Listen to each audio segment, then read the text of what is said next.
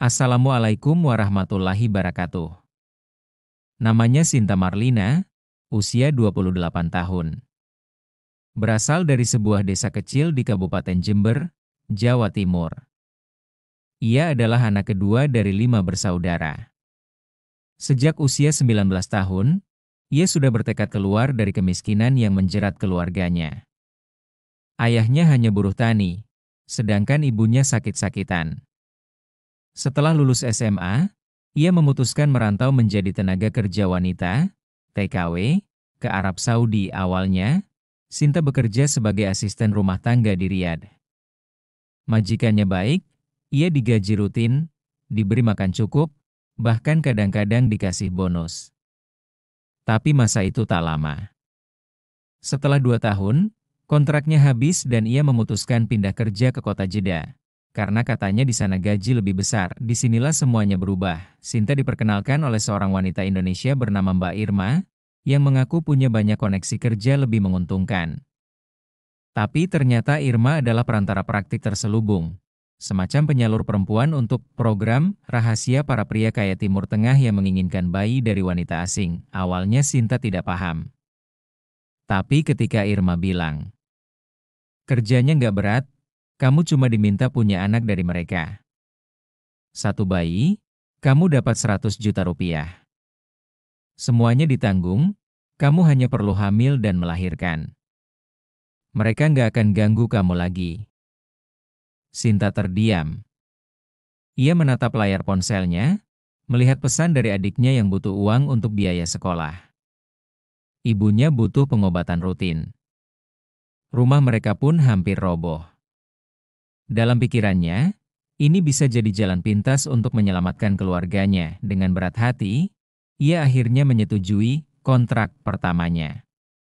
Ia dijanjikan segalanya aman, bersih, dan rahasia. Ia hanya perlu menjalani satu hubungan fisik, lalu diberi tempat tinggal hingga melahirkan. Tapi satu kontrak berubah jadi 2, 2 berubah jadi 3.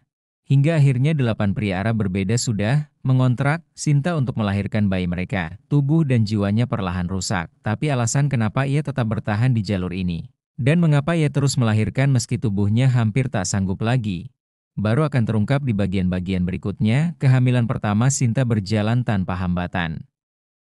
Pria Arab pertama yang mengontraknya adalah Saud bin Khalid, pengusaha properti berumur 51 tahun yang sudah 15 tahun menikah tanpa memiliki keturunan. Pertemuan mereka berlangsung cepat dan formal, melalui perantara Irma. Tak ada rayuan, tak ada paksaan, semuanya terasa seperti sebuah transaksi.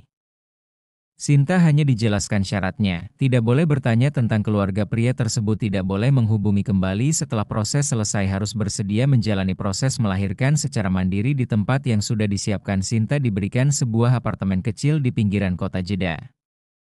Selama masa kehamilan, ia mendapat makanan bergizi, pemeriksaan dokter tiap 2 minggu, dan bahkan ada perawat yang rutin datang. Semuanya terlihat profesional. Tapi yang membuatnya hancur bukan fisiknya, melainkan kesepiannya. Setiap malam ia menangis sambil memegangi perutnya yang membesar. Ia tahu, bayi ini akan diambil tak lama setelah lahir. Ia tak tahu akan dinamai siapa, dibawa kemana, bahkan apakah akan diperlakukan layak atau tidak. Namun saat kontrak selesai, Saud benar-benar menepati janjinya. Uang sebesar 100 juta rupiah ditransfer ke rekening keluarga Sinta di Indonesia. Ia juga diberi tambahan 5 juta sebagai uang pulang. Tapi Sinta tak pulang. Ia masih merasa kosong. Tak lama kemudian, Irma kembali menghubungi. Ada lagi yang minat, Sin. Kali ini lebih muda, umurnya baru 38 tahun, anak pejabat. Bayarnya malah lebih cepat. Kamu siap? Sinta sempat menolak. Tapi saat ia menghubungi adiknya di Indonesia, ternyata ibunya kembali masuk rumah sakit karena komplikasi jantung. Biaya operasi mencapai 30 juta, tanpa pikir panjang, ia berkata, "Baik, aku terima. Tapi hanya 1 kali lagi." Tapi itu tidak jadi yang terakhir. Setiap kali ia ingin berhenti, kenyataan hidup terus menyeretnya kembali. Dan pada kehamilan keempat, Ada satu bayi yang membuat semuanya berubah. Bukan karena bayinya berbeda, tapi karena bayi itu tidak diambil, dan inilah awal dari kisah paling pahit dan mengharukan yang akan mengubah hidup Sinta selamanya. Kehamilan keempat Sinta adalah yang paling berat. Ia tidak tahu mengapa, tapi tubuhnya terasa jauh lebih lemah daripada sebelumnya. Mual tak kunjung hilang, kaki sering membengkak, dan setiap malam ia mengalami mimpi buruk tentang bayi-bayi yang menangis dan menghilang satu persatu. Pria keempat yang mengontraknya bernama Nasser Al-Fayez, seorang duda beranak dua yang kehilangan istri karena kanker. Ia ingin anak lagi, katanya, sebagai pelengkap untuk hidupnya yang sepi.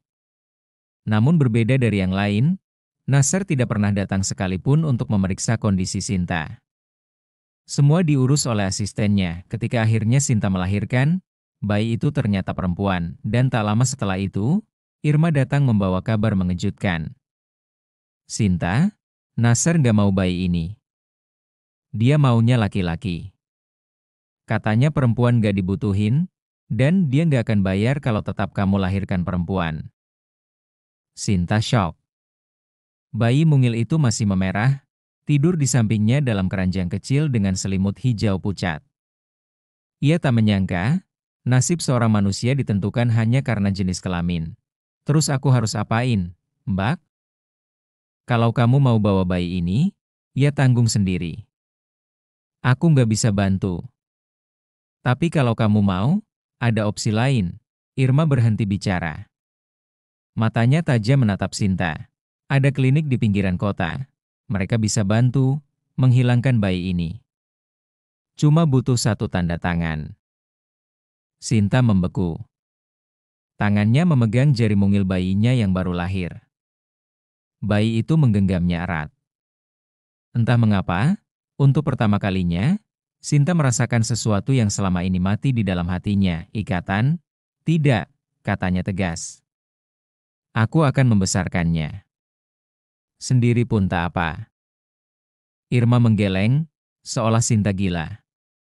Tapi keputusan sudah dibuat. Malam itu, Sinta mengemasi barang-barangnya.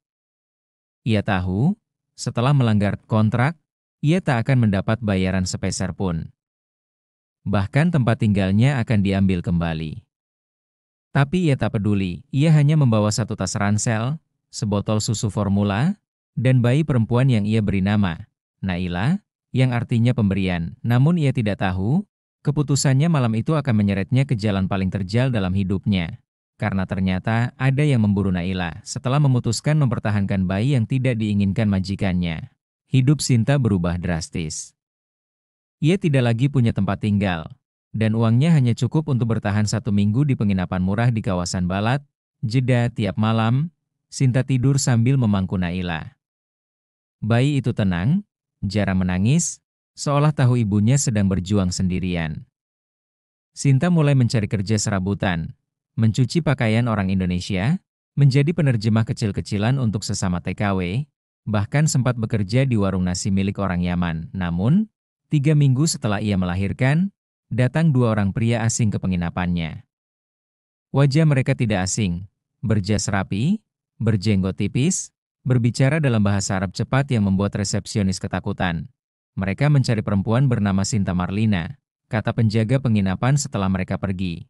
Katanya, ada urusan keluarga yang belum selesai. Sinta langsung tahu, mereka adalah orang suruhan Nasser Al-Fayez. Ia mulai panik. Ia paham, pria sekaya dan seberpengaruh itu bisa melakukan apapun untuk menjaga reputasinya. Termasuk menghilangkan bukti bahwa ia pernah menghamili TKW dan membiarkannya begitu saja. Sinta tak menunggu lebih lama. Malam itu juga ia kabur dari penginapan.